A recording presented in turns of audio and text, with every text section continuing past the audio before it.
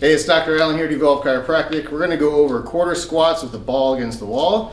I'm going to have a couple adaptations that you can use if you want to make this a little bit more difficult. And also, if your knees tend to buckle inward or outward, we're going to work on fixing that as well.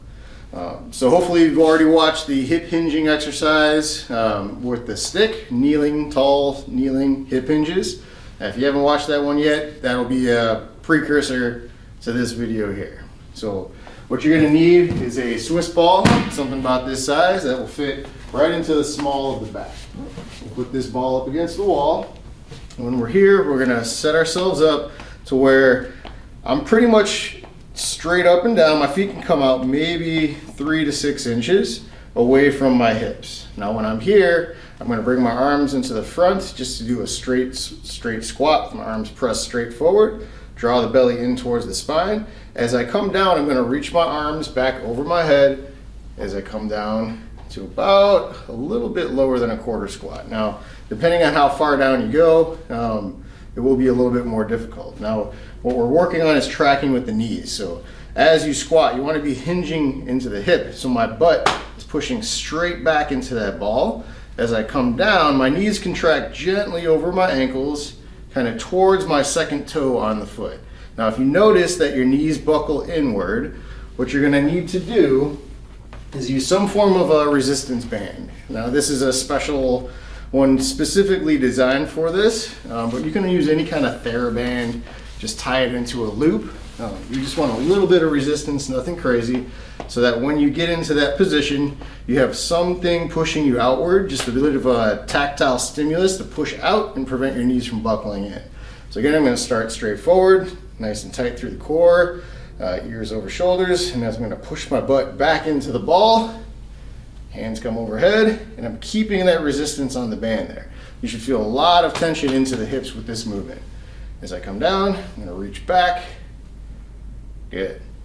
Now, sometimes if you have a problem keeping your knees from tracking way over the ankle or your knees over your feet, you can use some form of a chair, if you have a coffee table, something like that, to where you want to put that maybe just about an inch or so away from your knees as you start. And then as you go into the movement, that's going to be something you have to just try to not hit. So it's a really good practice to help keep your knees from jutting way over your feet, which can put a lot of strain into the ankles and into the knees.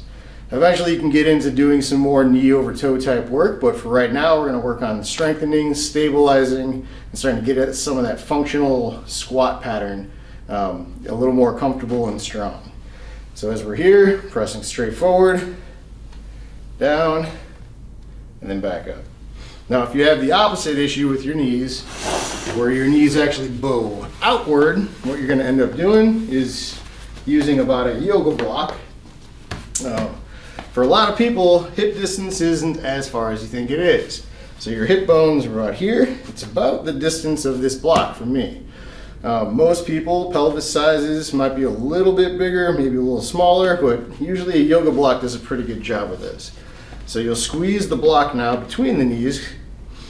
Same thing with the chair.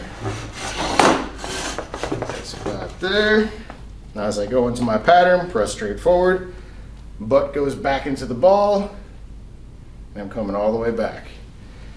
So as I'm squeezing, I'm engaging those adductors to train that movement pattern to prevent those knees from bowing outward. Good. If you're doing it right, you'll get a lot of burning into the low back muscles. You'll get some shaking going into your hips. But that means that you're using the muscles that you're supposed to be using that have been turned off and that are weak right now. So hopefully this helps you out. Usually we try to aim for about 3 sets at 10 repetitions, but you can always start slow. Maybe start with 5 repetitions and work your way up.